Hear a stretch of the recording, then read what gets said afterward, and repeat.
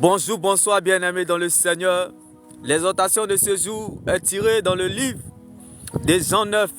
La Bible nous parle d'un homme aveugle depuis sa naissance. La Bible déclare en Jean 9, Jésus vit en passant un homme aveugle depuis sa naissance. Bien-aimés, nous n'avons pas besoin de savoir le moment ou le temps où ces choses doivent arriver. Quand ça sera le moment venu, Dieu fera de sorte à ce que cela se réalise. Est-ce que je parle à quelqu'un ce jour? La foi en Dieu ne regarde pas à ce qu'elle voit. La foi en Dieu ne regarde pas là où elle se situe. La foi en Dieu ne dépend pas du bruit des circonstances. La paix de Dieu ne dépend pas des circonstances. La foi n'écoute pas, bien-aimé, le bruit des circonstances. La foi n'écoute pas le bruit de ce qui s'arrête. La foi n'écoute pas le bruit de ce que tu as perdu. La foi n'écoute pas le bruit de ce qui est parti. Mais la foi entend le bruit de ce qui reste. Qu'est-ce que tu as en tes mains, bien-aimé? Ce monsieur était aveugle depuis sa naissance, mais il avait la bouche. En Jean 9, ce monsieur était aveugle depuis sa naissance. La Bible déclare Jésus vit en passant un homme aveugle depuis sa naissance. Mais les disciples de Jésus disent à Jésus, mais Jésus, qui a péché? Lui ou ses parents? Jésus dit, ce n'est lui qui a péché, ni ses parents qui ont péché, mais c'est pour qu'en lui, tous puissent voir ce que Dieu est capable de faire. Est-ce que je parle à quelqu'un ce jour? Est-ce que je parle à quelqu'un ce jour? La foi, c'est une mentalité. La foi, c'est une folie. La foi, c'est esquiver le problème. La foi, c'est minimiser le problème. La foi, bien-aimé, ne dépend pas du bruit des circonstances. Car ce monsieur était aveugle depuis sa naissance. Jésus lui dit, ce n'est pas parce que tu vas dans une fausse église que tu es aveugle depuis ta naissance. Ce n'est pas parce que tu regardes un faux pasteur sur internet que tu es aveugle depuis ta naissance. Ce n'est pas à cause de ton sorcier que tu es aveugle depuis ta naissance. Ce n'est pas parce que tu n'as pas payé ta dîme et ton offrande que tu es aveugle depuis ta naissance. Ce n'est pas parce que tes parents ont péché que tu es aveugle depuis ta naissance. Ce n'est pas à cause de ton sorcier du village que tu es aveugle depuis ta naissance. Ce n'est pas à cause du sorcier dans ta famille que tu es aveugle depuis ta naissance. Mais c'est pour qu'en toi, tous puissent voir ce que Dieu est capable de faire. Et s'il y a quelqu'un dans ce live qui sait que la foi, elle ne cherche pas à savoir comment Dieu va faire. Mais la foi, elle cherche à savoir que Dieu va le faire. Ce monsieur était aveugle depuis sa naissance. Mais Jésus, qui a péché? Lui ou ses parents? Ce n'est ni lui qui a péché, ni ses parents qui ont péché, mais c'est pour qu'en lui, tous puissent voir ce que Dieu est capable de faire. Bien-aimés, nous n'avons pas besoin de savoir le moment ou le temps où ces choses doivent arriver. Laissons Dieu gérer ce qu'on ne connaît pas. Laisse Dieu gérer ce que tu ne connais pas. La Bible déclare, si c'est dans cette vie-là seulement que nous espérons en Christ, nous sommes les plus malheureux parmi les hommes.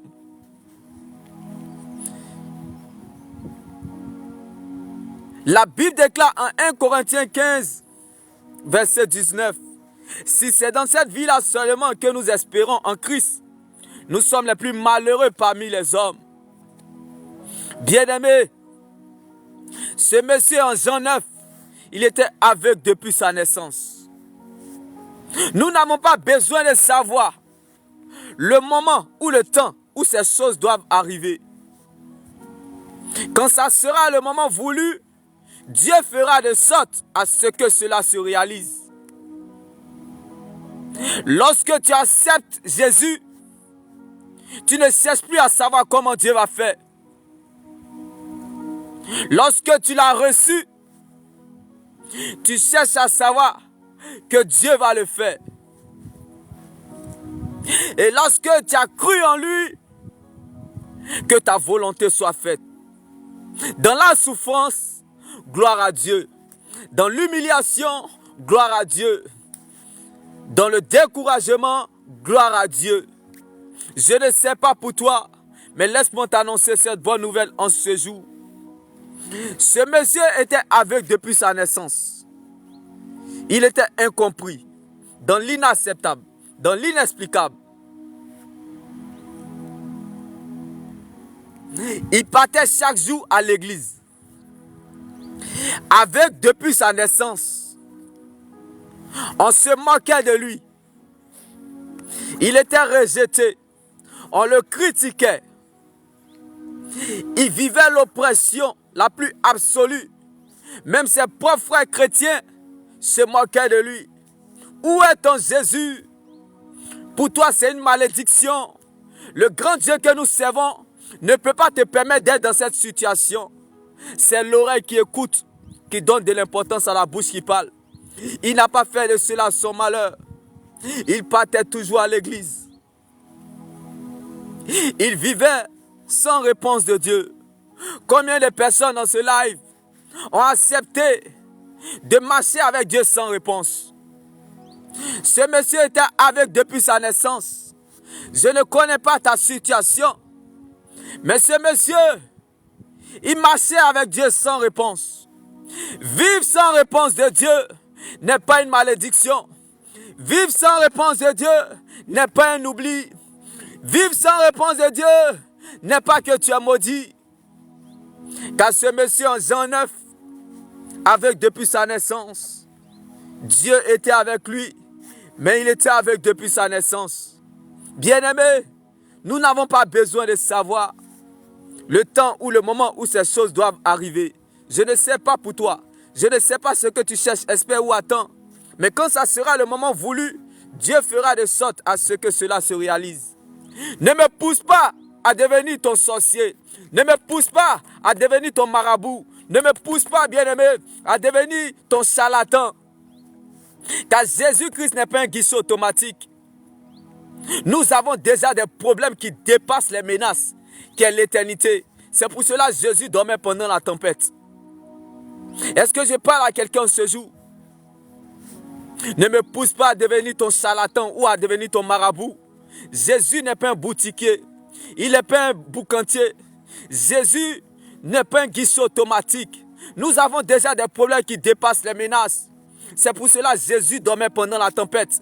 Qu'il en soit ainsi, que Dieu te donne son repos dans cette très longue attente.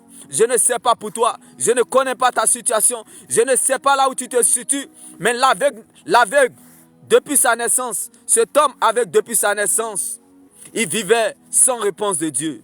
Mais il n'a pas fait de cela son malheur. Toi au moins, s'il y a un wifi, toi au moins, s'il y a une connexion, toi au moins, tu peux te lever, toi au moins, tu peux marcher, toi au moins, tu peux louer le Seigneur, toi au moins, tu peux adorer le Seigneur. Mais ce monsieur, il ne pouvait pas le faire. Il n'avait pas de passe internet. Là où ce monsieur se situait, il n'avait pas de passe internet. Il était aveugle depuis sa naissance. Mais la grâce de Dieu l'a localisé. Je ne sais pas pour toi, mais la grâce de Dieu sur ta vie, aujourd'hui, parlera plus fort que tes efforts d'hier. La Bible pouvait nous le dire. Jésus dit, ce n'est ni lui qui a péché, ni ses parents qui ont péché. Ce n'est pas à cause de son sorcier du village qu'il est avec depuis sa naissance. Ce n'est pas à cause de ses parents qu'il est avec depuis sa naissance. Ce n'est pas parce qu'il est dans une fausse église qu'il est avec depuis sa naissance. Arrête de tuer tes sorciers. Arrête de combattre les sorciers. Laisse-les. Laisse-les dans leurs problèmes. Ceux qui te combattent, ils ne savent pas ce que tu es venu faire sur la terre. Comme Jésus qui pouvait nous le dire, ce n'est ni lui qui a péché, ni ses parents qui ont péché, mais c'est pour qu'en lui, tous puissent voir ce que Dieu est capable de faire. Bien-aimé, dans ta souffrance, c'est pour qu'en toi, tous puissent voir ce que Dieu est capable de faire. Dans la vallée comme David, c'est pour qu'en toi, tous puissent voir ce que Dieu est capable de faire. Dans les pleurs comme Anne, c'est pour qu'en toi, tous puissent voir ce que Dieu est capable de faire. Dans la douleur comme Sarah, c'est pour qu'en toi, tous puissent voir ce que Dieu est capable de faire. Dans la tristesse comme Rebecca, c'est pour qu'en toi, tous puissent voir ce que Dieu est capable de faire. Ce monsieur était aveugle depuis sa naissance. C'était pour qu'en lui, tous puissent voir ce que Dieu est capable de faire. Dans ce que tu vis, c'est pour quand toi tous puissent voir ce que Dieu est capable de faire. Ce qui t'a fait mal hier et te trouble aujourd'hui deviendra un témoignage demain. Car celui qui a fait le testament vit encore. Donc ce n'est plus ton combat. Car Christ a été ressuscité pour toi. Il y a encore de l'espoir tant que Jésus vit pour toi. Bien-aimé, parfois Dieu nous met à l'abri du danger. Parfois Dieu nous met à l'abri du danger en nous faisant passer par les périodes très difficiles. Parce qu'il veut nous protéger. Parce qu'il ne veut pas nous perdre. Parce qu'il veut nous garder en lieu sûr. Comme ce monsieur aveugle depuis sa naissance. Vivre sans réponse de Dieu provoquera l'accomplissement de ton miracle. Derrière ce monsieur qui était aveugle depuis sa naissance en Jean 9, se cachait un futur grand évangéliste dans les nations. Derrière cette histoire se cachait un futur grand évangéliste dans les nations. Si Dieu pouvait te montrer le futur, bien-aimé, toute vie a une histoire et toute histoire a une fin. Donc tu n'es pas en train d'écrire la dernière page de ta vie. C'est juste une période de la vie et non la fin de ta vie. Bien-aimé, toute vie a une histoire et toute histoire a une fin. Donc tu n'es pas en train d'écrire la dernière page de ta vie. C'est juste une période de la vie et non la fin de ta vie. La Bible pouvait nous le dire. Le lieu où Jésus a touché l'aveugle est Siloué. Il y a des kilomètres. L'aveugle, il va, il revient, il voit clair. Jésus a pris de la salive et il a touché avec sa salive les yeux de l'aveugle. Et il lui dit, va te laver à Siloué. L'aveugle, il va, il revient, il voit clair. J'aimerais te poser cette question ce jour. Avec quels yeux l'aveugle est parti à Siloué? C'est avec quels yeux l'aveugle est parti à Siloué? Est-ce que l'aveugle a reçu sa guérison parce qu'il est arrivé à Siloué? Est-ce que l'aveugle a reçu sa guérison parce qu'il a touché Siloué? Mais parce qu'il a été déjà touché par la parole de Dieu. Parce que Jésus l'avait déjà touché. Donc même si tu n'as pas encore eu ce que tu cherches, espère ou attends. Le plus important, Dieu t'a déjà touché par sa parole en ce jour. Je ne connais pas ta situation. Je ne sais pas là où tu te situes. Mais laisse-moi t'annoncer cette bonne nouvelle en ce jour. Que celui qui a fait le testament est vivant. L'aveugle, il va, il revient, il voit clair. Avec quels yeux l'aveugle est parti à Siloué? Bien-aimé, nous n'avons pas besoin de savoir le moment où ces choses doivent arriver. Ne me pousse pas à devenir ton charlatan. Ne me pousse pas à devenir ton marabout. Nous n'avons pas besoin de chercher à savoir les prophéties futures. Tu es la prophétie de ta vie. Est-ce que je parle à quelqu'un ce jour? Tu es la prophétie de ta vie. Tu es un miracle vivant de Dieu. Tu es la raison de Dieu dans ce problème. L'aveugle n'a pas reçu sa guérison parce qu'il est arrivé à Siloué. Là où Jésus a touché l'aveugle et Siloué, il y a des kilomètres. L'aveugle, il va, il revient, il voit clair. Mais c'est avec quels yeux l'aveugle est parti à Siloué? Alors j'aimerais te dire, même si tu n'as pas encore eu ce que tu cherches, espère ou attends, ce que tu as est plus grand que ce que tu cherches, espère ou attends. Alléluia, qui est le nom de Jésus-Christ. L'aveugle n'a pas reçu sa guérison parce qu'il est arrivé à Siloué.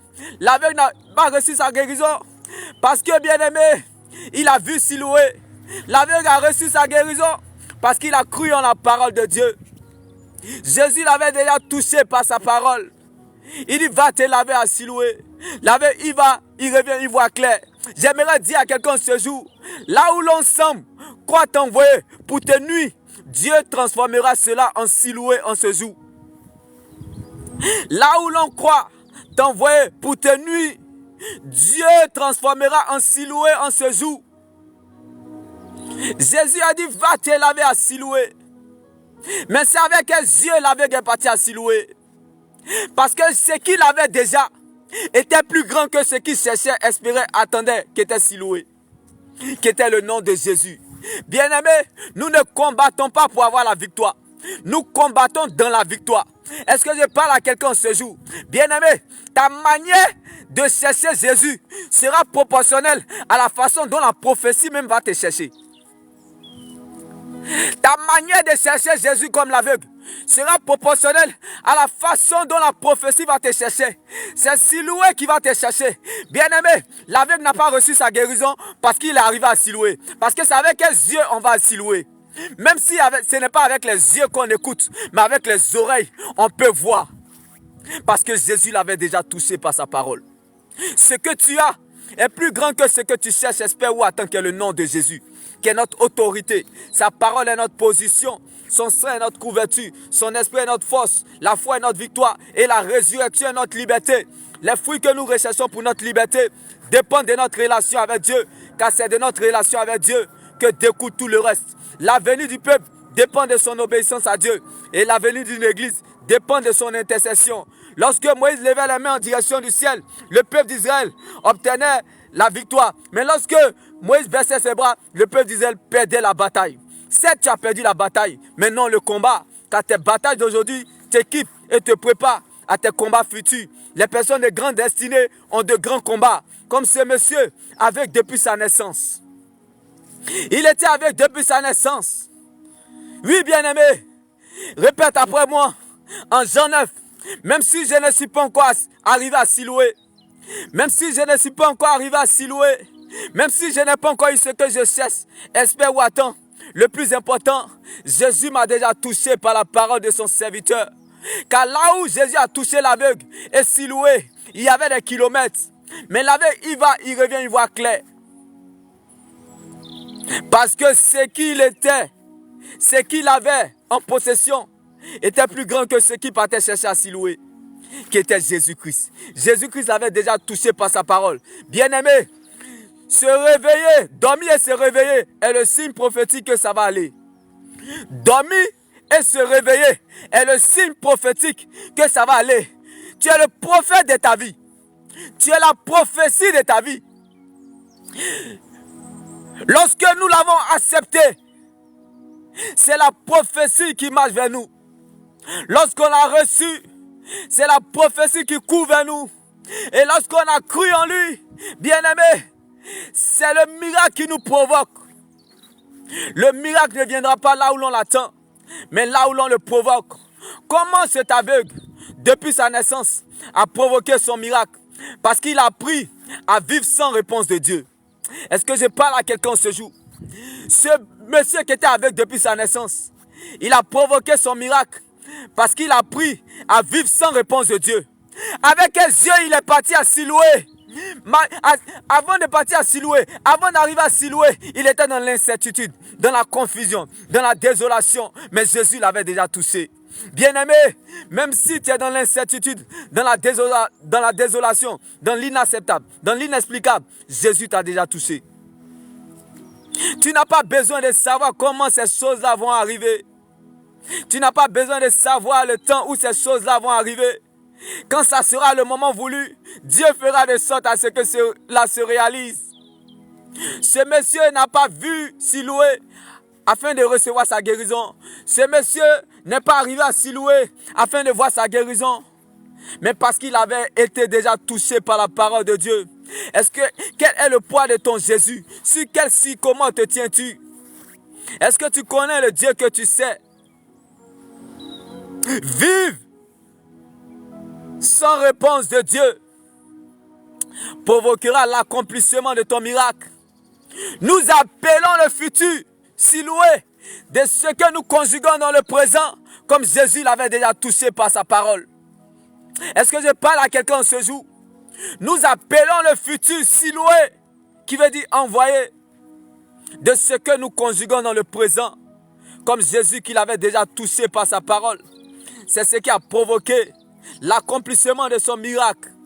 Vive sans réponse de Dieu.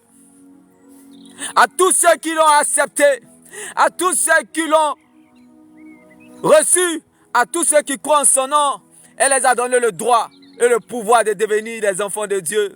Bien-aimés, Un véritable enfant de Dieu, il appelle le futur de ce qu'il conjugue dans le présent en marchant avec Dieu sans réponse. Dieu cherche des adorateurs qui vont l'adorer en esprit et en vérité. En esprit, c'est vivre sans réponse de Dieu. En vérité, c'est de marcher avec fierté dans l'incertitude. En vérité, c'est de marcher avec Dieu dans la confusion. En vérité, c'est de marcher avec Dieu dans les pleurs. Même si je suis dans la tristesse comme Rebecca, mais je marche vers la fin. Même si je suis dans la douleur comme Sarah, je marche vers la fin.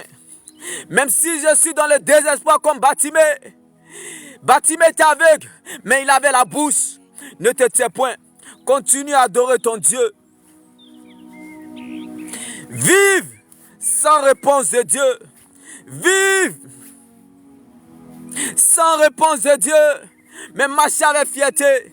À tous ceux qui l'ont accepté, à tous ceux qui l'ont reçu, à tous ceux qui croient en son nom, elle les a donné le droit et le pouvoir de devenir des enfants de Dieu.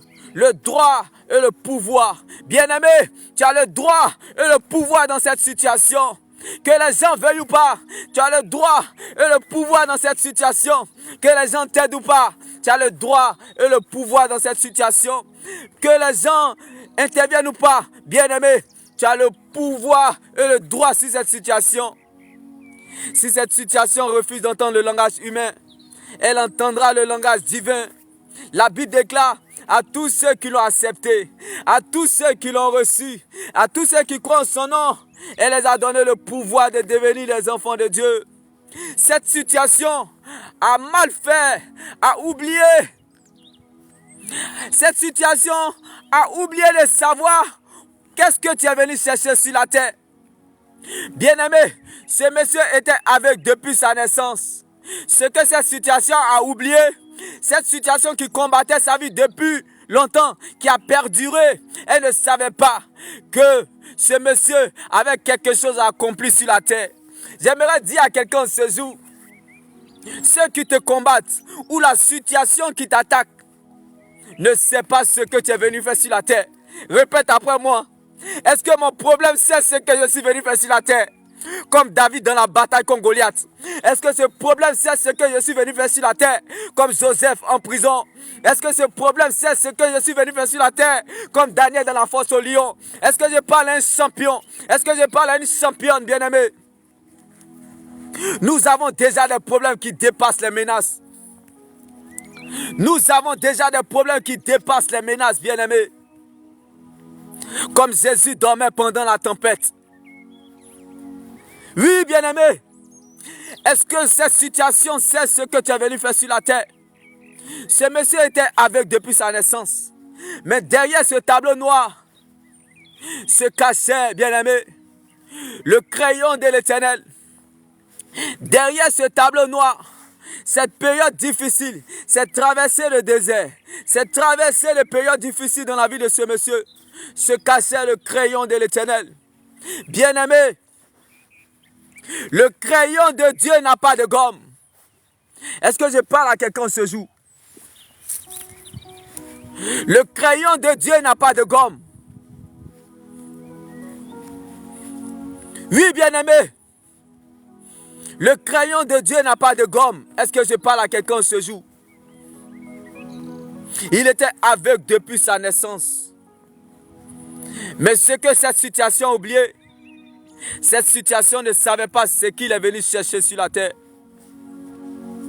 À toi qui es dans l'incertitude, dans l'incompréhension, dans l'inacceptable, ce que cette situation ignore. Comme la Bible dit, quand tu sais, on ne peut plus rien faire pour toi. Mais ce que tu ignores peut t'envoyer très loin.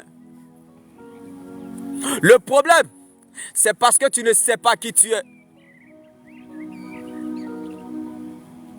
Le problème, c'est parce que tu ne sais pas qui tu es. David savait ce qu'il était dans la bataille contre Goliath. Joseph savait ce qu'il était dans la prison. Daniel savait ce qu'il était dans la fosse au lion. C'est parce que tu ne sais pas qui tu es. Sinon, tu allais voir ce problème différemment en ta faveur. Pendant la tempête, Jésus dormait. Pendant que les disciples étaient en train de trembler. C'est parce que tu ne sais pas qui tu es.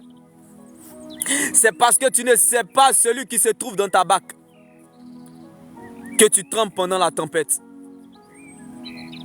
Les disciples de Jésus venaient d'assister à la multiplication des pains qui révélaient la divinité de Jésus. C'est pour cela que Jésus dormait pendant la tempête. La connaissance sauve, mais c'est la révélation qui transforme. On se repose lorsqu'on a fini de travailler. Alors, regarde cette situation comme un match rediffusé, car tu as déjà le score de ce cas impossible depuis la croix de Golgotha. Donc ce n'est plus ton combat, car Christ était ressuscité pour toi. Il y a encore de l'espoir tant que Jésus vit pour toi. Si cette situation refuse d'entendre le langage humain, elle entendra le langage divin, comme Jésus a parlé à la tempête. Quand tu vois un Goliath, c'est parce qu'il y a un David qui est là. Donc tu es la preuve de Dieu dans cette épreuve. Que les gens veuillent ou pas, bien-aimés, est-ce qu'ils savent ce que tu es venu faire sur la terre? Ceux qui te combattent, ceux qui se moquent de toi, est-ce qu'ils savent ce que tu es venu faire sur la terre? Moque-toi de tout, sauf d'une personne qui cherche Dieu. Moque-toi de tout, sauf d'une personne qui cherche Dieu. Car il peut être Jacob à 16 heures, mais avant le lever du jour, devenir Israël. Moque-toi de tout, sauf d'une personne qui cherche Dieu. Car elle peut être Mara, qui veut dire amer, à 16 heures. Mais avant le lever du jour, peut devenir Naomi, la douceur. Moque-toi de tout, mais sauf d'une personne qui cherche Dieu. À 16 heures, elle peut être stérile comme Sarah. Mais avant le lever du jour, elle obtient son Isaac. Moque-toi de tout, mais sauf d'une personne qui cherche Dieu. Car elle peut être stérile à 16 heures, comme Élisabeth. Mais avant le lever du jour, obtenir son Jean-Baptiste. Moque-toi de tout, mais sauf d'une personne qui cherche Dieu. Comme Anne, dans les pleurs, à 16 heures, stérile. Mais avant le lever du jour, obtenir son Samuel. Moque-toi de tout, mais sauf d'une personne qui cherche Dieu. Comme Ruth, qui était une païenne. Ruth était maudite. Ruth était une veuve moabite. Ruth n'était pas citée parmi les grands. Ruth n'était pas citée parmi les grands. Elle était une veuve moabite, maudite. Mais Ruth s'est retrouvée à la table des rois. Elle ne sait comment. À cause de l'atmosphère de l'alliance. Elle s'est connectée au Dieu de Naomi. Elle lui a dit, où tu iras, j'irai. Où tu mourras, je mourrai. Que l'Éternel me punisse avec la plus grande sévérité, si autre chose que la mort me sépare de toi. Ton Dieu sera mon Dieu. Est-ce que je parle à quelqu'un ce jour? Ruth dit, ton Dieu sera mon Dieu. Quel est le poids de ton Jésus? Ce monsieur était aveugle depuis sa naissance. Ce monsieur ne savait où mettre la tête. Ce monsieur ne savait quoi faire. Il ne savait où mettre la tête, quoi faire. Ce monsieur était incompris, dans l'inacceptable, dans l'inexplicable, rejeté, humilié, dans la honte. L'injustice la plus absolue. Il souffrait injustement pour la cause de Christ. Ce monsieur était en face du suicide. Ce monsieur était en train de préparer sa mort. Ce monsieur, il n'avait plus goût à la vie chrétienne. Ce monsieur à qui la notion de foi a baissé. Bien-aimé, il était aveugle assez et depuis longtemps.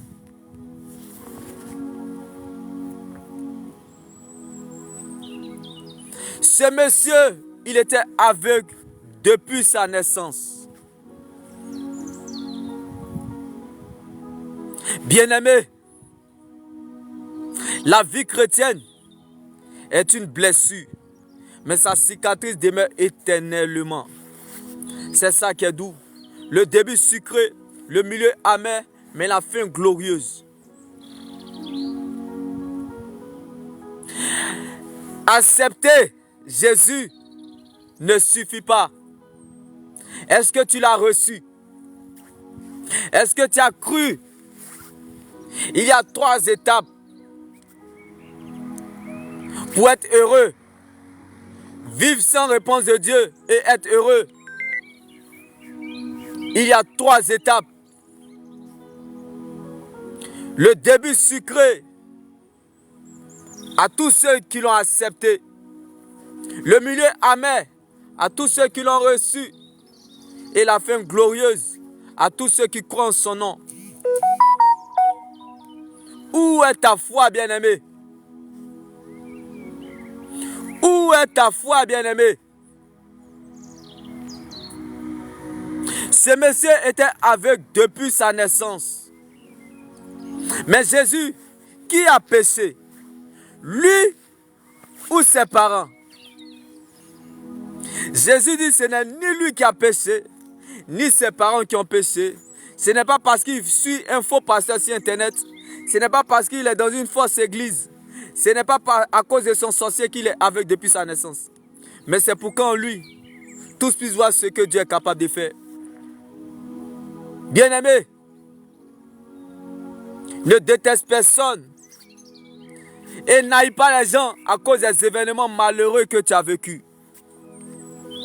Jésus dit, ce n'est pas à cause de ton sorcier que tu es aveugle depuis ta naissance comme ce monsieur en Jean 9.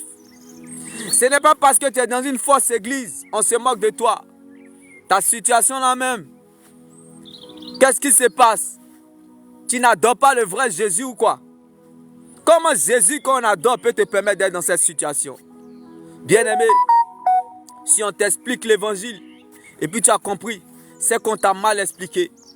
Ce monsieur, il était aveugle depuis sa naissance, mais il partait à l'église. Ce monsieur, il était aveugle depuis sa naissance, mais il payait sa dîme, ses offrandes. Ce monsieur vivait la sanctification. Il avait une vie d'obéissance à Dieu, mais il était aveugle depuis sa naissance. Je ne sais pas pour toi, mais laisse-moi t'annoncer cette bonne nouvelle. Ta situation ne fait pas pitié à Dieu. Laisse-moi te choquer. Ce monsieur, il était obéissant à Dieu, mais il était aveugle depuis sa naissance. Je ne sais pas ce que tu cherches, espères ou attends depuis là.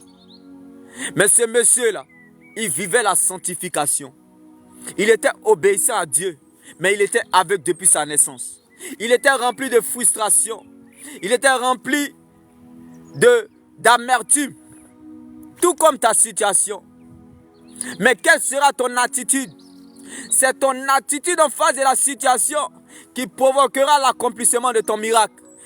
Est-ce que je parle à quelqu'un ce jour? Jésus lui dit, Jésus prend la salive.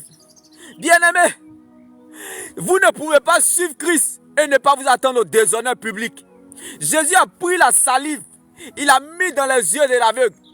Bien-aimé, tu ne peux pas me dire que tu suis Jésus et ne pas t'attendre au déshonneur public. Comme ce monsieur qui a reçu de la salive dans ses yeux. La salive de Jésus.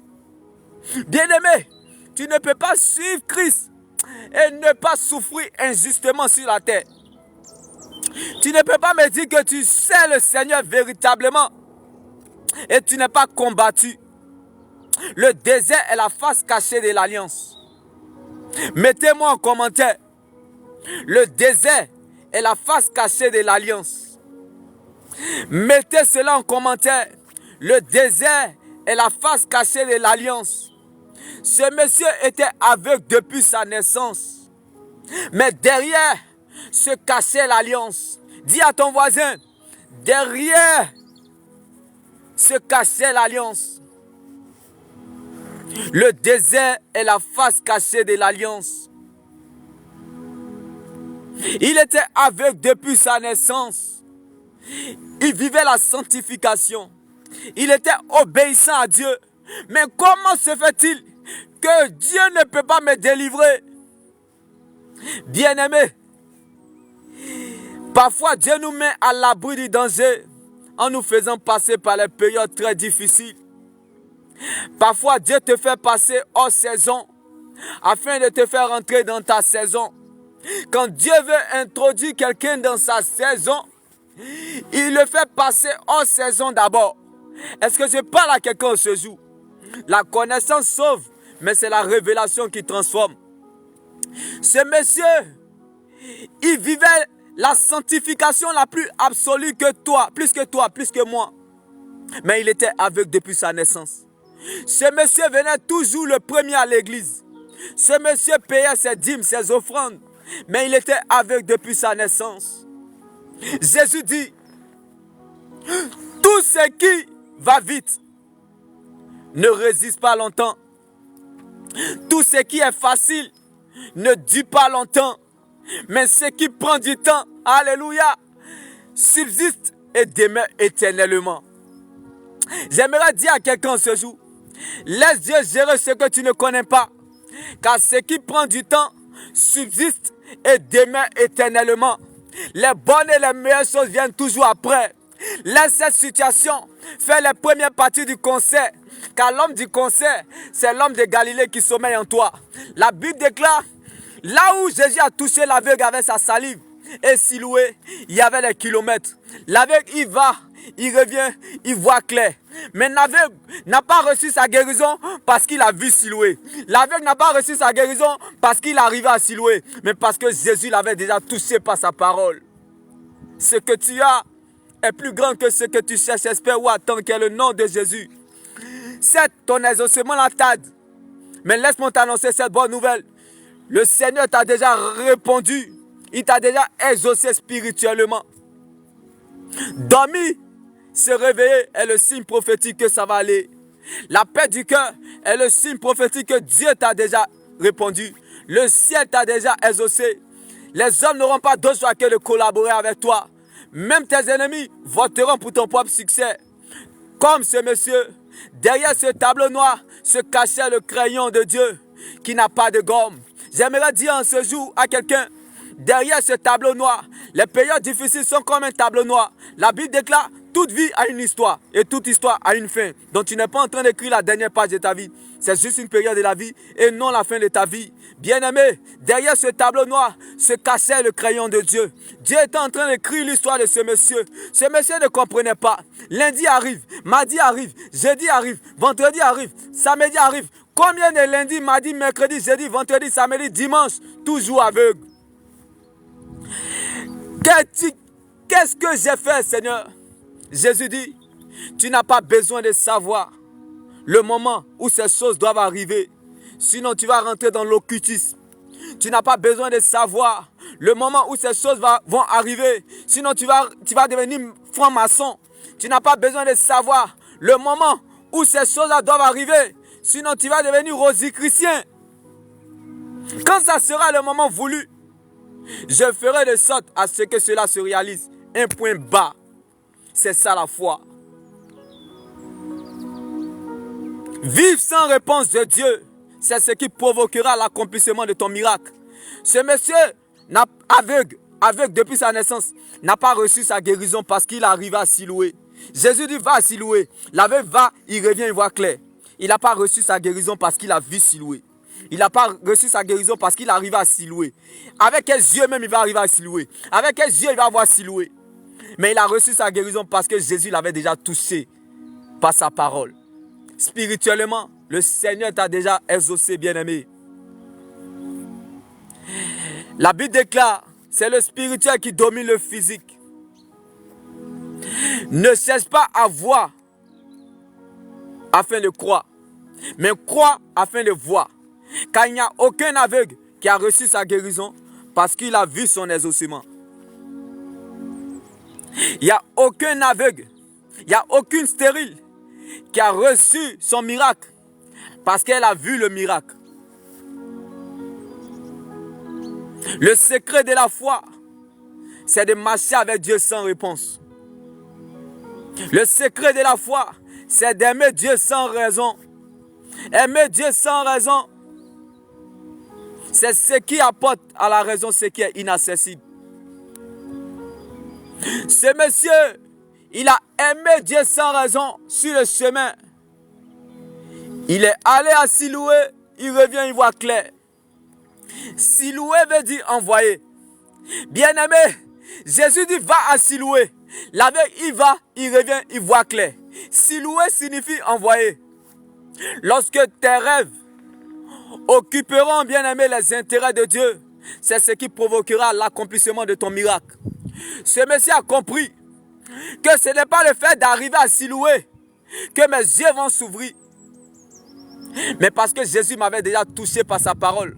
Et comme Siloué signifie envoyé, ça veut dire la connaissance sauve, mais c'est la révélation qui transforme. L'ignorance tue, mais c'est la parole qui libère.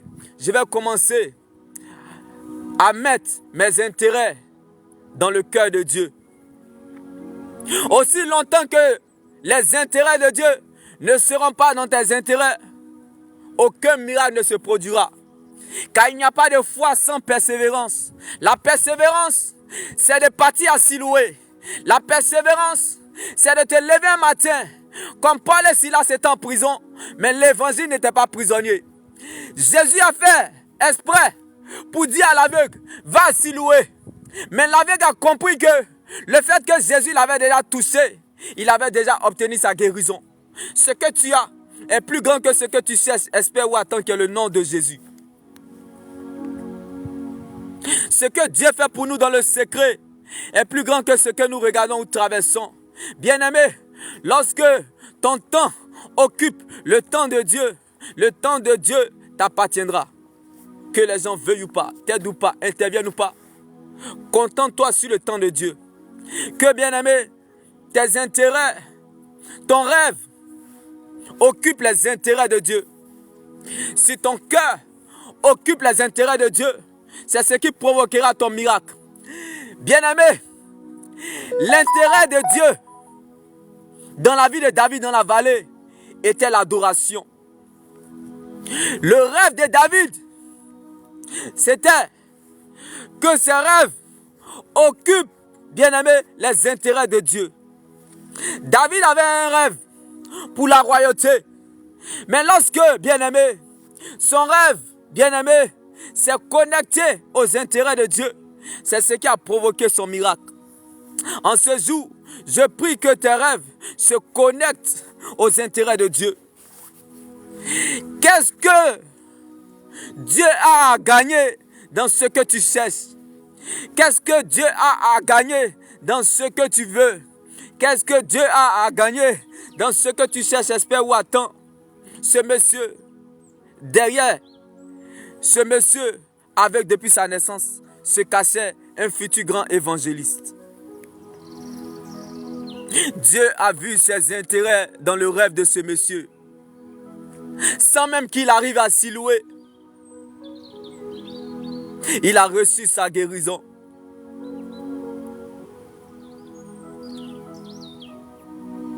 Quel est l'intérêt de Dieu dans ce que tu cherches, espères ou attends? C'est le thème de mon message en ce jour. Quel est l'intérêt de Dieu dans ce que tu cherches, espères ou attends? L'intérêt de Dieu dans la vallée était l'adoration. David était dans la solitude, mais l'adoration n'était pas isolée. L'intérêt de Dieu dans la prison, dans le cas de Joseph, c'était la louange. Joseph était oublié il était oublié en prison, mais la louange ne l'a pas abandonné. Quel est l'intérêt de Dieu dans la fosse au lion, dans le cas de Daniel? La sagesse. La sagesse divine. Quel est l'intérêt de Dieu dans la bataille David contre Goliath? Bien-aimé, laisse-moi t'annoncer cette bonne nouvelle. Avant que David n'affronte Goliath, David a affronté l'ours et le lion. Lorsqu'on va au marché pour acheter du poisson, on ne le mange pas cru. On vient à la maison, on le prépare. Et afin, on le mange. Le poisson cru, lorsqu'on va l'acheter au marché, on ne le mange pas cru. On vient à la maison, on cuisine et ensuite on mange. Il en est de même. Lorsque l'ours a affronté David, David ne comprenait pas. Mais Seigneur, ce n'est pas moi qui t'a cherché, c'est toi qui es venu me chercher. Personne ne s'est sauvé lui-même, c'est Jésus qui allait le chercher. On ne l'a pas choisi, c'est lui qui nous a choisis. David, ses compagnons étaient des moutons. David était dans la forêt. Il n'a pas cherché Dieu. C'est Dieu qui l'a cherché. Bien-aimé, David n'a pas cherché Dieu. C'est Dieu qui l'a cherché. On ne coupe pas pour ce qu'on est, mais on coupe pour ce qu'on n'est pas. Il dit, mais pourquoi je ne t'ai pas cherché? Tu as mis ta grâce sur moi. Et maintenant, l'ours vient contre moi. Le lion vient contre moi. Mais Seigneur, m'aimes-tu? La connaissance sauve, mais c'est la révélation qui transforme. L'ours était un champion pour sa génération. Le lion était un roi pour sa génération. Lorsqu'ils ont affronté David, c'était pour que David sache qu'il va devenir un champion et un roi pour sa génération. Est-ce que je parle à quelqu'un ce jour? Parfois, bien-aimé, ton problème te donne la définition de ce que tu deviendras. Est-ce que je parle à quelqu'un ce jour?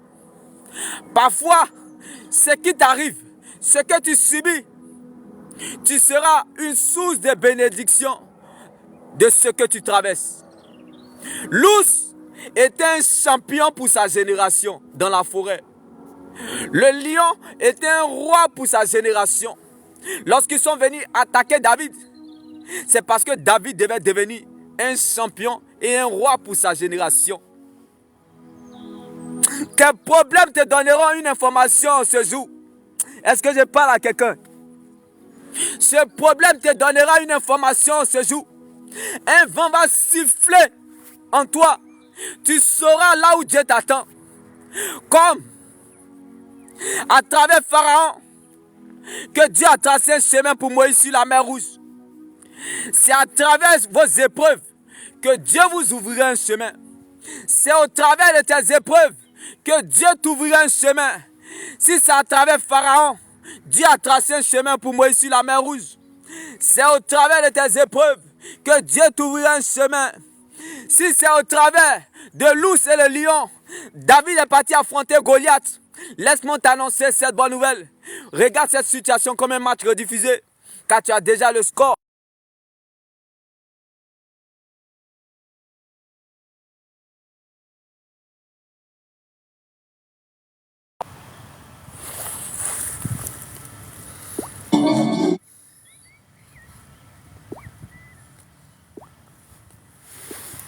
Est-ce que je parle à quelqu'un ce jour?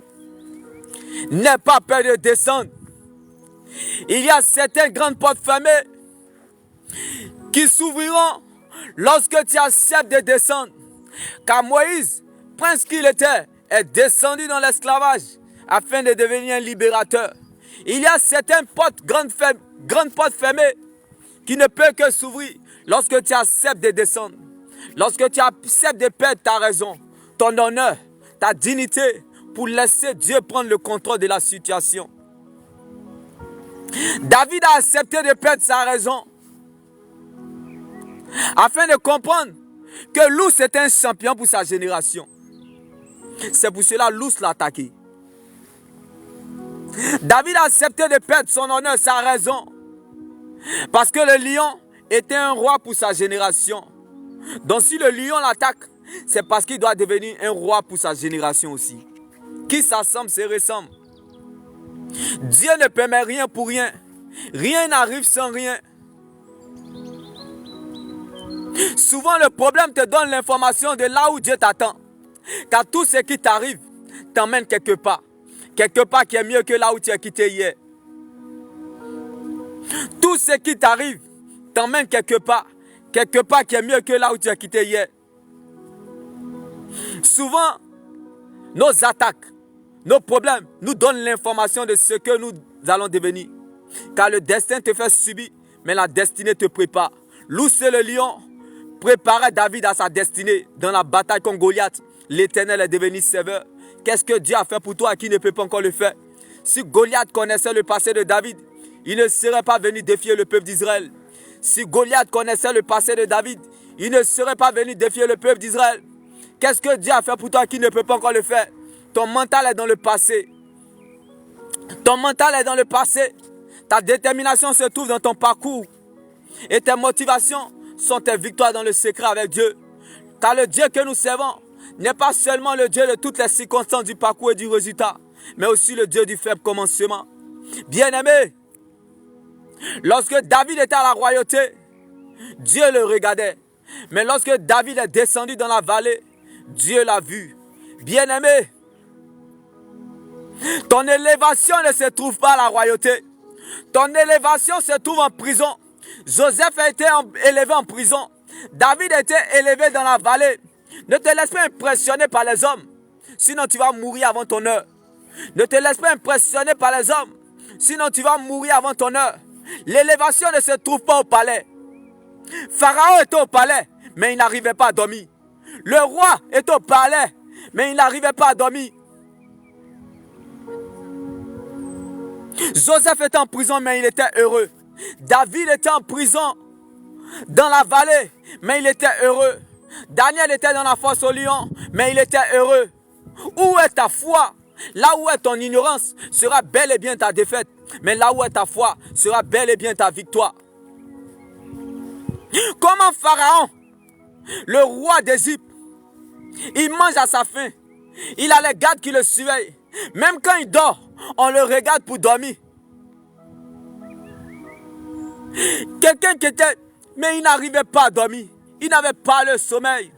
Sans faire venir les danseuses devant lui. Sans parvenir à trouver le sommeil. Il passa la nuit sans manger. Parce que Joseph était dans la prison.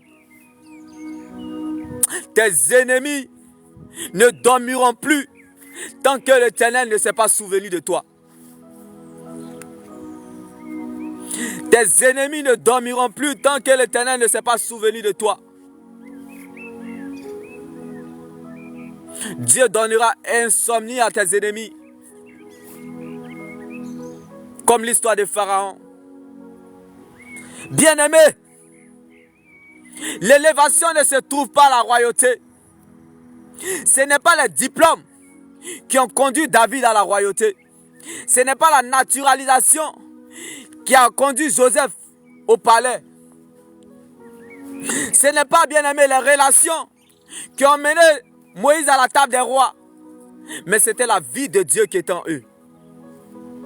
Jérémie était dans le trou, mais il était heureux. Paul et Silas étaient en prison, mais ils étaient heureux. Bien aimé, on répond l'injustice par la justice. Lorsque tu manques de joie, ne continue pas à chercher. Essaye l'évangélisation. Ce monsieur était aveugle depuis sa naissance. Il a essayé l'évangélisation. Il n'y a pas plus aveugle que celui qui refuse de voir. Tant que ton rêve occupe les intérêts de Dieu, bien-aimé, c'est ce qui provoquera l'accomplissement de ton miracle. Le rêve de Lazare lorsqu'il était en train de décomposer dans la tombe, c'était l'adoration. Les moments les plus précieux de notre existence, c'est lorsqu'on est seul avec Dieu. Lazare était en décomposition, mais il adorait. Laisse-moi te choquer, parce que Lazare était dans la tombe, mais la révélation n'était pas dans la tombe. Bien-aimé, Jésus n'a pas fui la mauvaise odeur du cadavre de Lazare. Jésus n'a pas fui la mauvaise odeur du cadavre de Lazare. Donc même si la terre a fini avec toi, Jésus n'a pas encore fini avec ton âme. Est-ce que je parle à quelqu'un? Dieu ne cessera jamais de se taire sur ta vie. Dieu ne cessera jamais de parler sur ta vie, ta famille, tes proches, ta nation, comme la voix de Jésus a ressuscité Lazare. Tu retrouveras ce que tu as perdu, non pas parce que tu as raison, mais parce que tu es sa raison. Oui, bien-aimé, où est ta foi?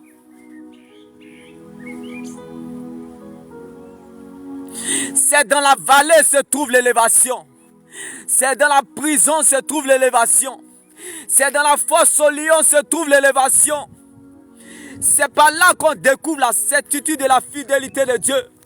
Ne meurs pas avant ton temps. Ne meurs pas pour mourir. Ne meurs pas avant l'heure. Ne meurs pas avant la mort. Oui, bien-aimé, ne te laisse pas impressionner de ce que tu vis aujourd'hui. Ne mets pas foi de ce que l'on a déterminé pour ta vie. Qui t'a dit? C'est à la royauté qu'on est élevé par Dieu. Qui t'a dit c'est au palais, à la présidence qu'on est élevé par Dieu? C'est l'évangile de la facilité. C'est l'évangile de la médiocrité. Bien-aimé, cela va t'emmener en enfer et nulle part.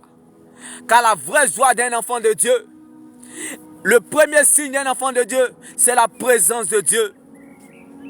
Je préfère craindre un Joseph qui a la présence de Dieu en prison que de craindre un Pharaon qui n'arrive pas à dormir. Je préfère craindre un David qui est en train de pleurer dans la vallée. Malgré cela, il a la présence de Dieu, que de craindre un Saül qui réussit, mais qui peut échouer. Je préfère craindre un Daniel qui a la présence de Dieu en lui, dans la fosse au lion, que de craindre un roi qui n'arrive pas à dormir, qui n'arrive pas à manger, parce qu'il n'est pas heureux.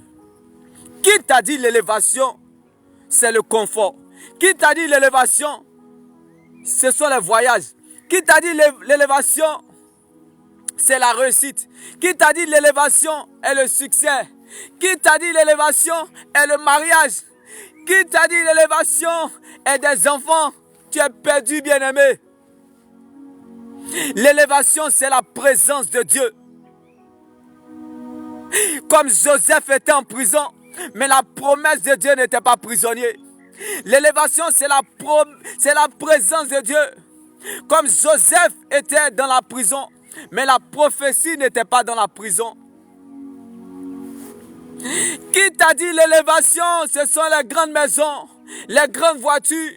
Bien-aimé, les grandes maisons ne vont pas t'envoyer, ne vont pas t'accompagner au cimetière. Ta richesse ne va pas t'accompagner au cimetière. Ton confort ne va pas t'accompagner au cimetière. David avait la pierre en main, mais il comptait sur Dieu. Oublie la pierre que tu as ramassée dans le torrent. Oublie tes relations. Oublie ton moi, ta raison, ton honneur, ta dignité. Oublie, bien-aimé, ton confort. Compte sur Dieu et dépend de sa parole. Lazare comptait sur Dieu et dépendait de la parole de Dieu. Il a reçu sa résurrection. Lorsque Lazare est tombé malade, Jésus n'est pas venu. Il a fallu que Lazare meure et parte en tombeau pour aller le ressusciter. Alors ne cherche pas à savoir si les gens sont avec toi, mais cherche plutôt à savoir si Dieu est avec toi. Comme Jésus a pleuré quand Lazare est mort. Même si tu ne veux plus croire, le ciel croira à ta place. Même si tu ne veux plus croire, le ciel croira à ta place. Car Jésus n'a pas fui la mauvaise odeur du cadavre de Lazare. Même si ta situation sent mauvais, Jésus pouvait nous le dire. Où l'avez-vous mis? Ce n'est pas ça ma question. Même si tu ne sais où mettre la tête ou quoi faire, je t'ai choisi. Dans tes défauts, je t'ai choisi. Même si ce qui s'arrête, même si ce qui est parti, mais vérifie bien ce qui reste. C'est la présence de Jésus qui a occasionné le miracle de Lazare. Où mets-tu ton élévation? Moi, mon élévation est Jésus-Christ. Sa place dans ma vie n'est pas négociable. Bien-aimé, même si tu me mets dans la souffrance, je m'en sortirai. Je te lance le défi. Même si tu me mets dans une maladie incurable, je m'en sortirai. Jusqu'à ce commentaire, je ne cesserai de crier à l'Éternel. Où mets-tu ta foi? Même si tu me mets dans le rejet, dans l'humiliation, dans les portes fermées, bien-aimé, je m'en sortirai. Parce que la Bible pouvait nous le dire. Jésus n'a pas fui la mauvaise odeur du cadavre de Lazare. Même si cette situation refuse d'entendre le langage humain, elle entendra le langage divin. Si cette situation auquel tu traverses refuse d'entendre le langage humain, elle entendra le langage divin. Si Jésus n'a pas fui la mauvaise odeur du cadavre de Lazare, il n'y a rien qui pourra m'influencer sur la terre. Aucune circonstance. Parce que plus mon problème va monter, plus mon amour pour Dieu va augmenter et grandir. Il fait qu'un véritable enfant de Dieu, il cherche les problèmes. Ce ne sont pas les problèmes qui le cherchent. Quelqu'un qui a véritablement accepté le Seigneur, qui l'a reçu et qui croit en son nom. C'est lui qui sent défier ses problèmes. Ce n'est plus Goliath qui vient défier le peuple d'Israël pendant 40 jours dans la peur. Mais c'est Goliath qui va dans la bataille. La foi, c'est de troubler ses troubles. La foi, c'est de troubler ses troubles. Bien-aimé, il faut troubler ses troubles. Il faut troubler ses troubles à dater de ce soir. À dater de ce jour, il faut troubler ses troubles. Quel est le défi qui te défie? La foi, c'est de défier ses défis. La foi, c'est de troubler ses troubles. Apprends à minimiser cette situation. Jésus dormait pendant la tempête. Que Dieu te donne son repos dans cette très longue attente.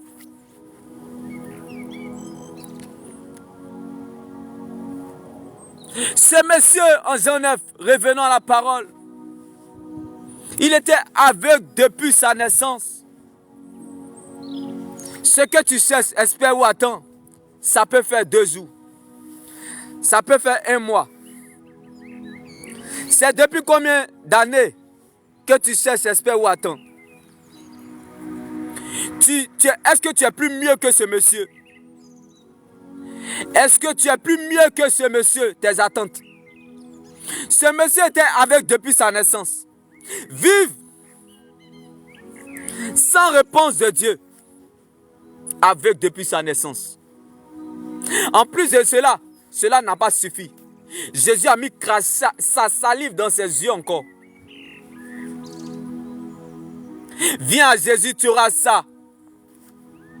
L'évangile de la facilité qu'on t'a pressé est un mensonge. Jésus n'est pas venu pour nos problèmes.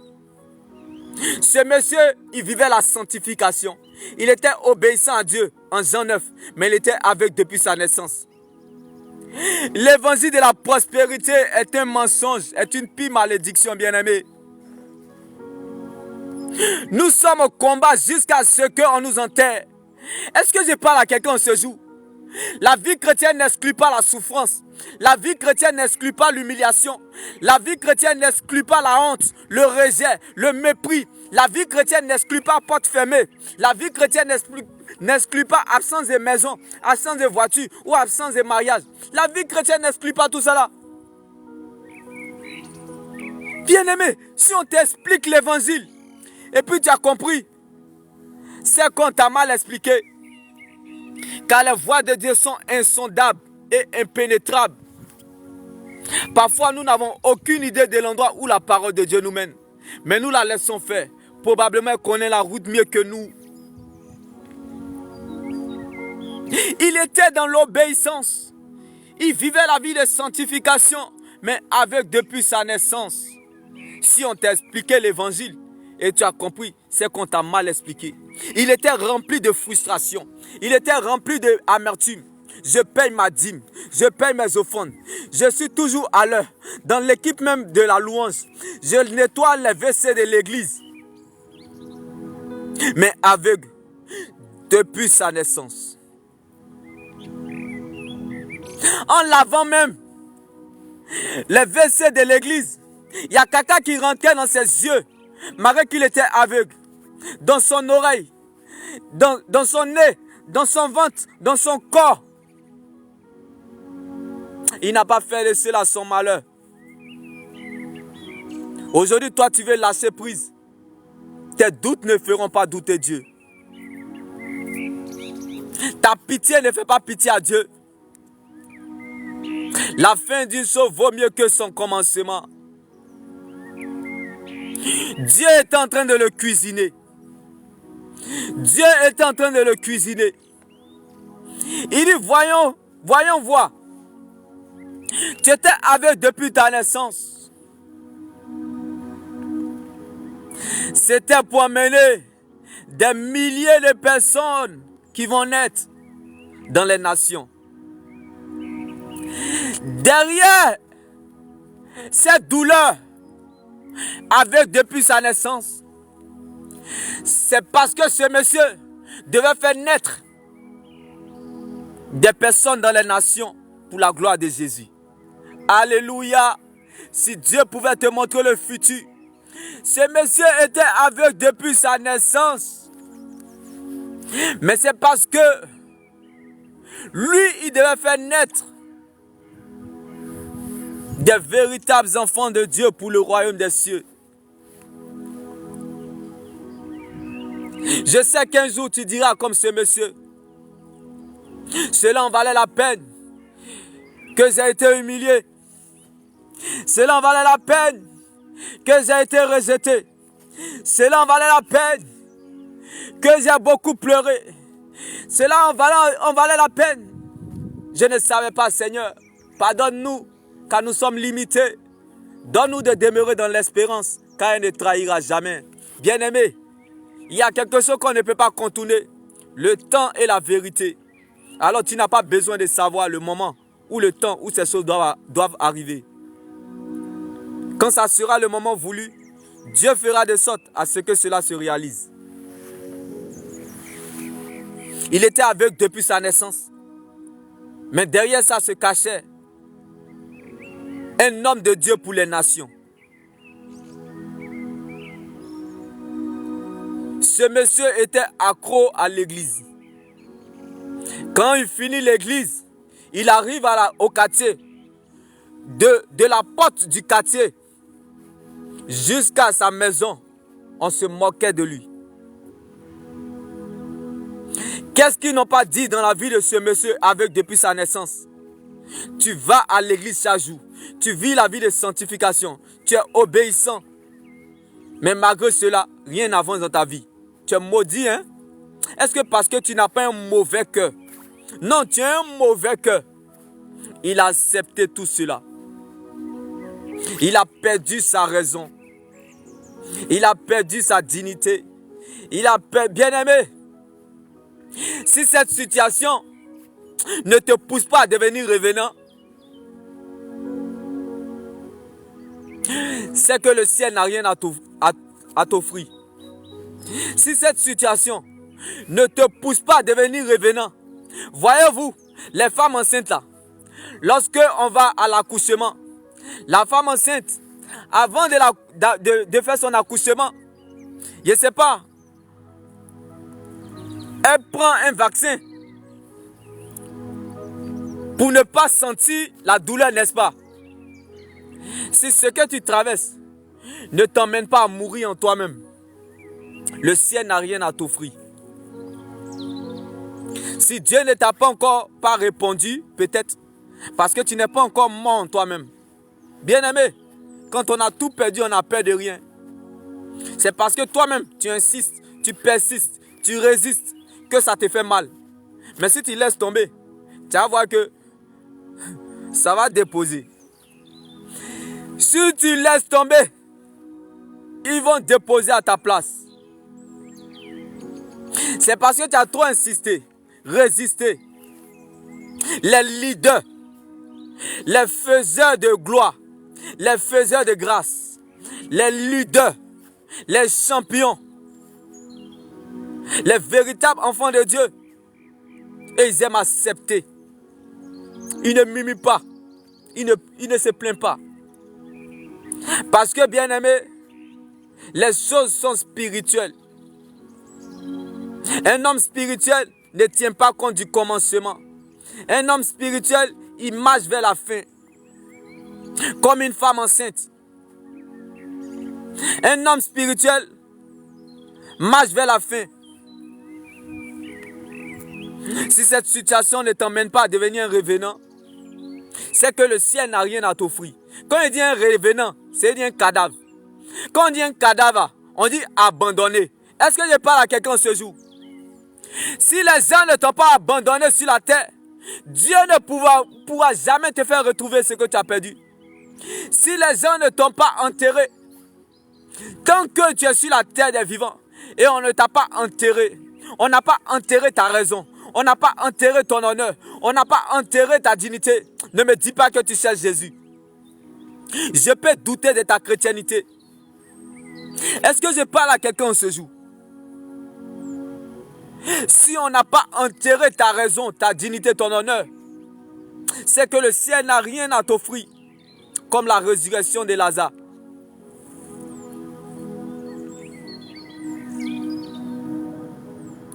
Un véritable enfant de Dieu, il accepte de tout perdre, mais il refuse toujours de perdre la présence de Dieu.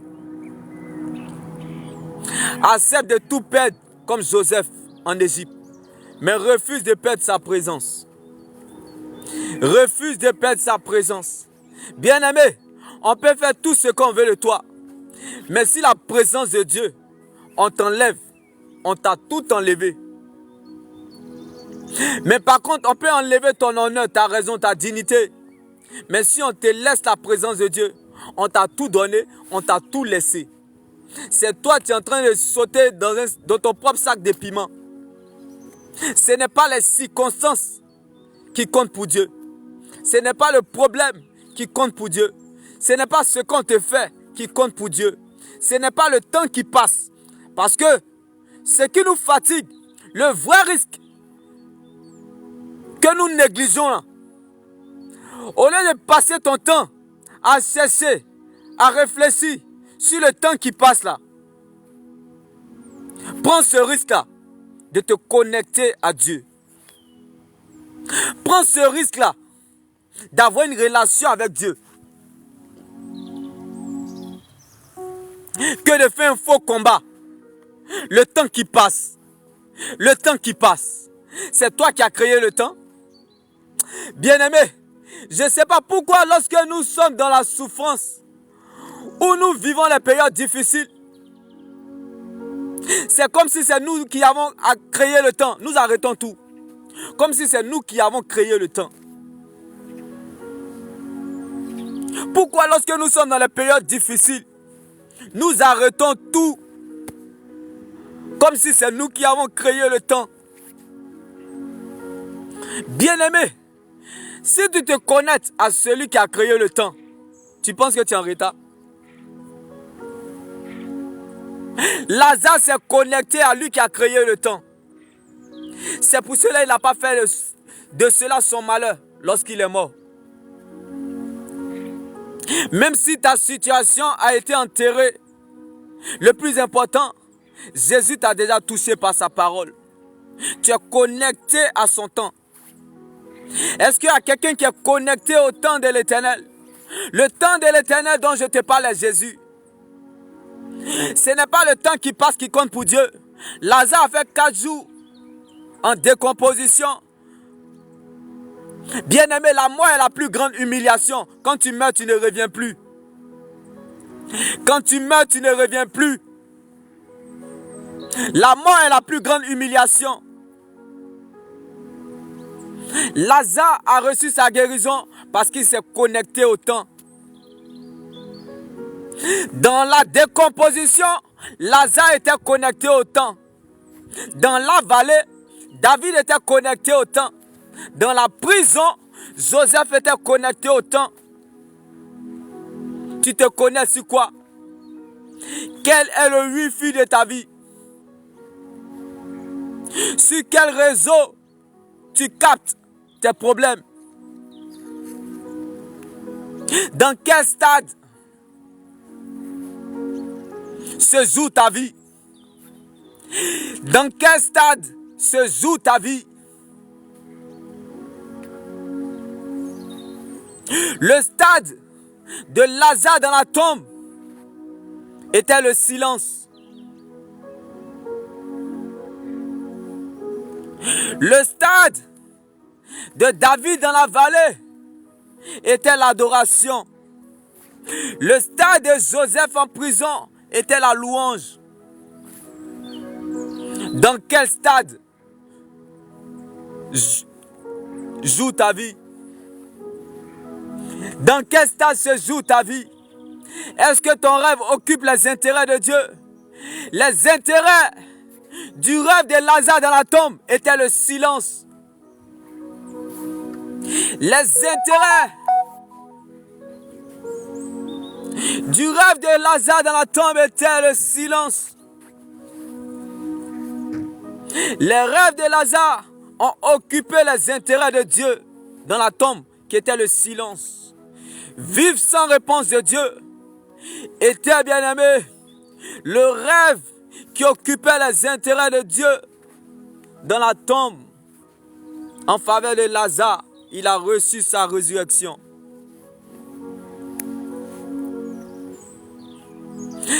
Quels sont les intérêts de Dieu dans ce que tu cherches, espères ou attends?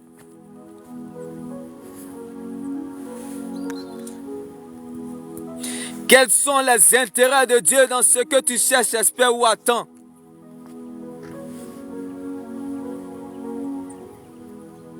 C'est trop tard. C'est fini. Il sent déjà. C'est pourri. Jésus n'a pas fui la mauvaise odeur du cadavre de Lazare. Que les gens t'aident ou pas, que les gens veuillent ou pas, que les gens interviennent ou pas, Dieu le fera pour toi. Mon Dieu se révélera à toi.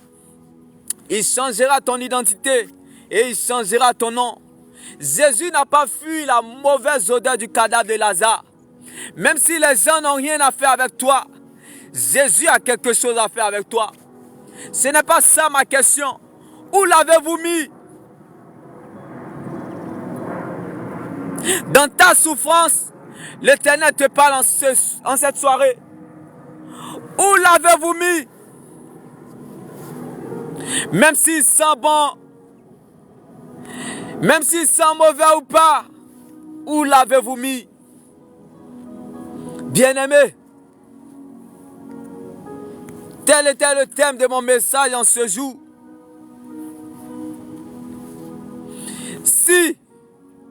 Même si ce n'est pas avec les yeux qu'on écoute, mais avec les oreilles on peut voir. Tu es la raison de Dieu dans ce que tu traverses. Connecte-toi au temps. Ne te connecte pas, bien-aimé, à ce que tu regardes. Ne te connecte pas à ce qui s'arrête. Lazare était rempli de frustration. Il était obéissant aussi à Dieu. Jésus n'est pas venu. Ne cherche pas à savoir si les gens sont avec toi. Mais cherche plutôt à savoir si Dieu est avec toi. Comme Jésus a pleuré quand Lazare est mort. Jésus a pleuré quand Lazare est mort. Cherche à savoir si Dieu est avec toi. Ne cherche pas à savoir si les gens sont avec toi. Cherche à savoir si Dieu est avec toi. Comme Jésus a pleuré quand Lazare est mort.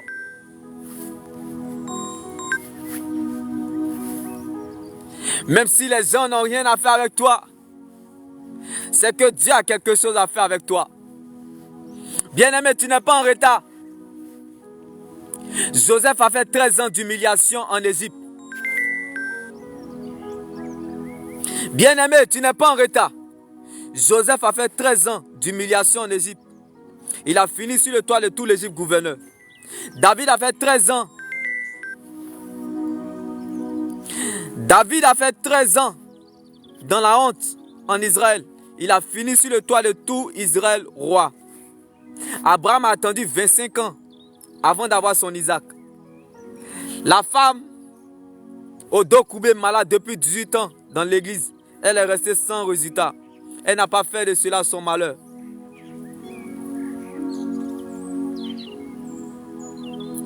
Qu'est-ce que le christianisme?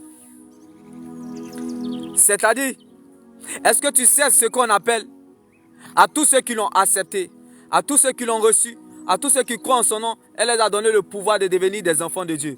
Est-ce que tu connais la révélation dans ces trois choses-là? C'est ça la vie chrétienne. La vie chrétienne, ta vie chrétienne, c'est en trois phases. Le début sucré, le milieu amer, mais la fin glorieuse. Dans quelle catégorie te situes-tu? Tu es dans quelle catégorie en ce jour? Le début sucré à tous ceux qui l'ont accepté. Quand tu l'acceptes, Dieu t'utilise. Mais quand tu le reçois, Dieu travaille avec toi. Tu travailles pour Dieu. Et quand tu crois en son nom, tu opères avec lui. Les ouvriers, c'est ceux qui l'ont accepté. Les ambassadeurs, c'est ceux qui l'ont reçu. Et les ministres, c'est ceux qui opèrent avec lui. Dans quelle catégorie tu te situes aujourd'hui? Les enfants de la rue ne sont pas forcément les enfants de la rue. Il y a les enfants dans la maison de Dieu et les enfants de Dieu. Certes, dire qu'on est chrétien, tout le monde peut le dire. Mais rester chrétien jusqu'à la fin, c'est une autre chose. La vie chrétienne va au-delà des réalités de la foi. Nous voulons gouverner selon le monde de Dieu que le diable gouverne. Et nous tombons dans des combats inattendus. Ça nous arrive, nous tombons dedans. Mais par notre persévérance, nous sortons de là plus que vainqueurs. Il n'y a jamais de foi sans persévérance. Bien-aimé, il n'y a jamais de foi sans persévérance. Tu persévères sur quoi? Si les choses terrestres, c'est comme le nom du chien et quand la poule aura des dents. Patiente pour les choses de Dieu. Tu ne seras jamais frustré sur la terre. Tant que ton rêve occupe les intérêts de Dieu, c'est quelle circonstance qui va te fatiguer? C'est quel, bien-aimé, c'est quoi, je ne sais pas comment te le dire, c'est quoi qui va te fatiguer sur la terre? Tant que ton rêve occupe les intérêts de Dieu, c'est ce qui provoquera toujours le miracle dans ta vie. C'est pour cela que Dieu a dit que les bontés de l'Éternel ne sont pas épuisées, mais ses compassions ne sont pas à leur terme. Elles se renouvellent chaque matin. Il dit, vous m'adorez en esprit, en vérité. Comment?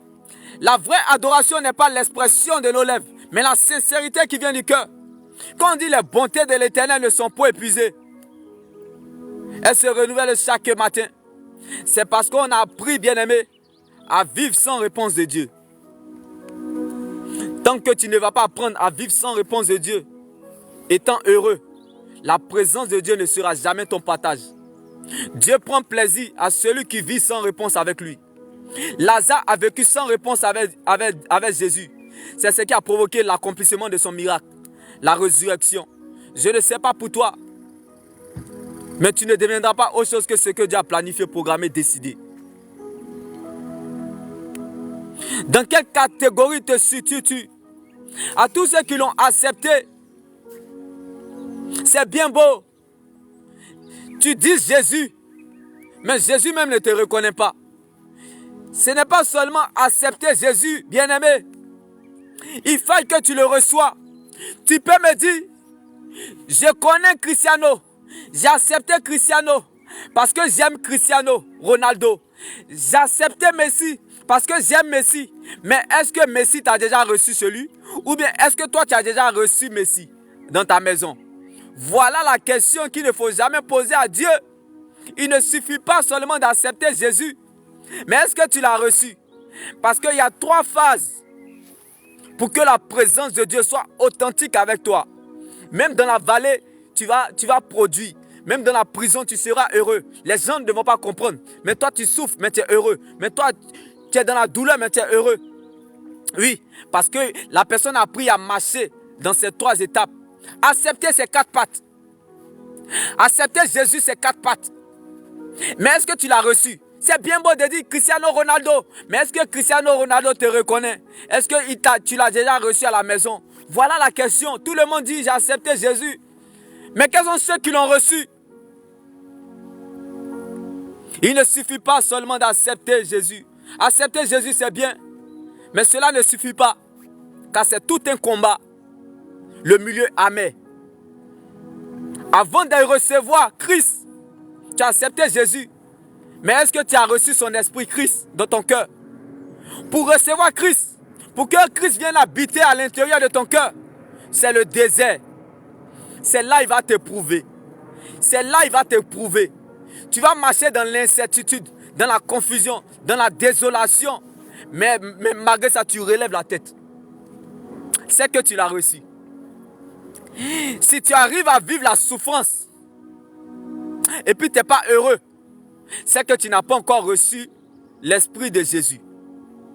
C'est bien beau de l'accepter, mais tu n'as pas encore reçu l'Esprit de Jésus. Parce que ceux qui ont reçu, la Bible déclare, on ne peut pas contourner la parole de Dieu. Dieu ne se trouve pas à la parole, dans sa parole. Il dit à tous ceux qui l'ont accepté, reçu, cru en son nom, il les a donné le droit et le pouvoir. Donc bien aimé, quand il a accepté, tu l'as reçu et puis tu crois en son nom, il t'a donné le droit et le pouvoir sur la situation. Alléluia. C'est pour cela que David avait le pouvoir sur Goliath. C'est pour cela que David a minimisé Goliath. Parce qu'il avait le droit. David ne venait pas dans la bataille contre Goliath pour avoir la victoire, mais pour confirmer la victoire. Parce que le nom de Jésus ne nous donne pas la victoire, mais nous confirme la victoire. C'est pour cela, lorsque tu vas chasser un démon, et ma manière, moi, de chasser un démon, ça sera différent. Parce que moi, je ne chasse pas le démon pour avoir la victoire. Je chasse le démon pour confirmer la victoire. C'est-à-dire, si je dis au nom de Jésus, c'est parce que j'ai déjà la victoire dans le nom de Jésus. Je ne peux pas te dire au nom de Jésus sans avoir la victoire dans le nom de Jésus. C'est impossible. On ne dit pas au nom de Jésus comme ça. Que le Seigneur te donne l'autorité de la parole. Que la bonne santé de ma foi donne la santé à la foi de quelqu'un. Je ne peux jamais crier le nom de Jésus pour avoir la victoire. Je ne peux jamais. C'est une malédiction pour un chrétien. Pour crier le nom de Jésus pour avoir la victoire. C'est une malédiction pour un chrétien de crier le nom de Jésus pour avoir la victoire. Le nom de Jésus ne nous donne pas la victoire. Elle nous confirme la victoire. Il y a une différence entre donner la victoire et confirmer la victoire. Jésus est la victoire. Jésus est la victoire. Donc dans ce problème, tu es la victoire de Jésus dans la souffrance. Tu es la victoire de Jésus dans la tombe comme la résurrection de Lazare. Tu es la victoire de Jésus dans la vallée comme David. Tu es la victoire de Jésus dans la fosse au lion comme Daniel. Tu es la victoire de Jésus comme Abednego, Sadrach et Meshach dans la fournaise de feu. Nous n'avons pas besoin de savoir le temps ou le moment où ces choses-là doivent arriver. Quand ça sera le moment voulu, Dieu fera de sorte à ce que cela se réalise. Bien-aimé, tu es un miracle vivant de Dieu. Ne cherche pas le miracle. C'est le miracle qui doit te chercher. Un véritable enfant de Dieu ne cherche pas la bénédiction. Parce que lui-même, il est une source de bénédiction. Une source de bénédiction ne peut pas chercher la bénédiction. C'est pour cela que ceux qui l'ont accepté, ils sont à l'étape des crépaïens. Mais est-ce que tu l'as reçu? Est-ce que tu as marché déjà dans l'incertitude, dans la confusion, dans la désolation? Et tu es sorti de là plus que vainqueur.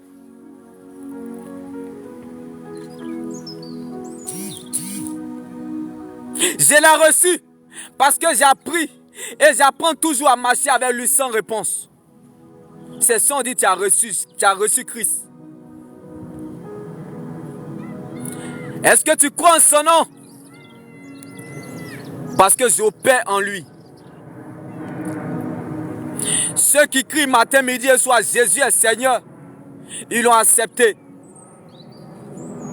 Ceux qui l'ont reçu, c'est ceux-là qui marchent dans l'incompréhension, dans l'inacceptable, dans l'inexplicable. Mais ils sont fiers de porter le nom de Jésus. En 1 Pierre 4, verset 16. Ceux qui souffrent comme chrétiens, si tu souffres étant chrétien, n'aie pas honte. Au contraire, rends grâce et gloire à Dieu à cause de ce nom de chrétien dans cette situation. En 1 Pierre 4, verset 16. Donc, ce genre de personnes-là, on peut dire qu'ils ont reçu Christ. Ils ont reçu l'esprit de Christ. Tu as accepté Jésus, mais est-ce que tu as reçu son esprit? On reçoit son esprit lorsqu'il te reconnaît. Lorsqu'il te reconnaît, il commence à travailler avec toi. Lorsque tu l'as accepté, Dieu peut t'utiliser. Mais lorsque tu l'as reçu, Dieu travaille avec toi. Et lorsque tu crois en son nom, il opère avec toi. Tu deviens un ministre. Dans le spirituel, tu es un ministre. Lorsque tu l'as accepté, Dieu peut t'utiliser. Bien-aimé, Dieu n'a pas besoin de publicité. Dieu veut que tu quittes tout ce que Dieu veut, que tu quittes. Laisse-moi t'annoncer ces bonnes nouvelles en ce jour. Tout ce que Dieu veut, que tu quittes où les gens te portent de prédicateur. Le niveau où ton cœur dépend des gens, de témoins. La dimension où ton cœur dépend des gens, d'envoyer. Que tu arrêtes d'être celui qu'on porte de messager pour devenir celui qui porte le message. Il y a beaucoup de prédicateurs qui l'ont accepté, mais qui ne l'ont pas reçu. Parce que Dieu ne les a pas encore approuvés. Ils n'ont connu aucun désert. Ils n'ont jamais vécu ce qu'on appelle déshonneur public. L'humiliation, le rejet, ils n'ont jamais vécu cela. Et ils disent qu'ils ont reçu Christ. Ils ont reçu l'Esprit de Dieu. Bien-aimés, comme on le dit, lorsque l'or passe par le feu, elle brille encore plus mieux qu'avant. Tout se passe dans la consécration. Ta manière de chercher Jésus sera proportionnelle à la façon dont Christ te voit. Et le ciel va t'exaucer. Bien-aimé, accepter c'est bien. Dieu t'utilise. Mais ne t'arrête pas là. Arrive à la dimension de marcher sans réponse avec Dieu. Le désert, le milieu amer. C'est pas là on reçoit Jésus. C'est pas là on reçoit son esprit. C'est bien beau de dire Drogba. J'ai accepté Drogba parce que j'aime Chelsea. Mais est-ce que Chelsea est venu dans ma maison? Est-ce que Drogba est venu dans ma maison? Question. C'est bien beau de dire j'ai accepté Jésus. Mais est-ce que tu l'as reçu? Tu ne l'as même pas encore reçu. Et tu veux croire en son nom.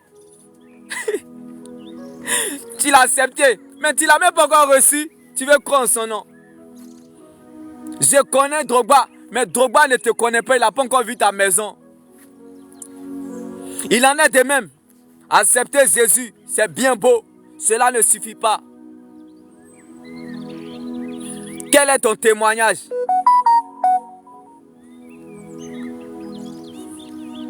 Quelle est la marque de Jésus sur ta vie? Quelle est la marque de Jésus dans ta souffrance? As-tu rencontré Dieu dans le désert? Ou as-tu rencontré Dieu dans le confort? Si tu as rencontré Dieu dans le confort et tu n'as jamais vécu le désert, laisse-moi t'annoncer cette mauvaise nouvelle en ce jour. Que tu l'as accepté. Ne me parle pas de Jésus lorsque tu as la royauté. Ne me parle pas de Jésus lorsque, bien-aimé, tu es au palais. Ne me parle pas de Jésus lorsque tu es dans le confort. Ne me parle pas de Jésus lorsque tu es dans une grande maison. Ne me parle pas de Jésus lorsque, bien-aimé, tu es dans les villas, les grandes voitures, dans les voyages. Ne me parle pas de Jésus. Parle-moi de Jésus lorsque tu es dans la vallée. On saura quel est le poids de ton Jésus. Alléluia. Parle-moi de Jésus lorsque tu es dans la prison comme Joseph. On saura que tu l'as reçu. Mais ne me parle pas de Jésus lorsque tu es dans le confort. Même les païens, ils ont le confort. Tu es un perdu. Si c'est ça tu comptes, tu es un perdu. La Bible déclare que tu es le plus misérable parmi les hommes. Jésus n'est pas dans le confort, ni dans l'inconfort. Laisse-moi te choquer. Jésus n'est pas dans le confort, ni dans l'inconfort, mais dans sa présence. Jésus n'est pas dans le confort, ni dans l'inconfort, mais dans sa présence. Sa présence, c'est la parole de Dieu. Jésus est dans sa parole. Est-ce que je parle à quelqu'un ce jour? Pierre pouvait nous le dire. Sur ta parole, je jetterai le filet. Sur ta parole, je jetterai mon échec. Sur ta parole, je jetterai ma honte. Sur ta parole, je jetterai ma souffrance. Sur ta parole, je jetterai l'inacceptable, l'incompréhension. Sur ta parole, je jetterai les portes qui me sont fermées. Sur ta parole, je jetterai le fait que je suis sans papier. Sur ta parole, je jetterai le fait que je suis clandestin. Sur ta parole, je jetterai que je suis bien-aimé. Je suis SDF. Je jetterai cela sur ta parole. C'est ça on dit, tu es un vivant. Tu es un cadavre vivant de l'Éternel. Comme Lazare. Mais ne me parle pas de Jésus lorsque tout va bien. Dieu aime ton adoration quand tout va bien. Mais préfère ton adoration quand tout va mal. Jésus mangeait avec Lazare. Il dormait avec Lazare. Jésus faisait tout avec Lazare. Mais il a préféré l'adoration de Lazare dans la tombe. Que l'Éternel vous bénisse. Que l'Éternel lui fasse sa grâce sur vous. À tous ceux qui l'ont accepté, à tous ceux qui l'ont reçu, à tous ceux qui croient en son nom, elle les a donné le droit et le pouvoir de devenir des enfants de Dieu. À tous ceux qu'il a connus d'avance, il les a aussi prédestinés. Et à ceux qu'il a prédestinés, il les a aussi appelés. Et à ceux qu'il a appelés, il les a aussi justifiés. Et à ceux qu'il a justifiés, il les a aussi accordé sa gloire. Alors ne cherche pas à savoir comment Dieu va faire. Mais cherche plutôt à savoir que Dieu va le faire. Car lorsque Dieu t'attend à la tête, il compte sur lui-même pour t'accompagner. La vie avec Jésus est une gloire sans fin. Mais la vie sans Christ est une fin sans gloire. Toute vie a une histoire. Toute histoire a une fin. Donc, tu n'es pas en train d'écrire la dernière page de ta vie. C'est juste une période de la vie et non la fin de ta vie. Certes, tu ne peux plus retrouver l'étape que tu as perdue, mais tu peux quand même réécrire une nouvelle page avec Dieu. Crée une relation avec Dieu. Que ton rêve, bien-aimé, occupe les intérêts de Dieu. Après, ne cherche plus de réponses. Ton rêve là, ça va occuper les intérêts de Dieu. Ne cherche plus de réponses. Peu importe le temps. Quelque chose va se passer. Même si tu ne veux plus croire, le ciel croira à ta place. Tu n'as pas besoin de savoir les prophéties futures. C'est les prophéties futures qui vont chercher à te connaître. C'est la résurrection qui est partie chercher Lazare. Jésus dit, je suis la résurrection et la vie. Ce n'est pas Lazare qui est parti chercher Jésus. Personne ne s'est sauvé lui-même, c'est Jésus qui allait le chercher. Donc si quelqu'un allait te chercher, comment tu veux toi-même t'entêter à aller chercher solution? Pourtant toi-même tu es la solution de ce problème. Que la joie du Seigneur soit ta force et ton partage. Shalom.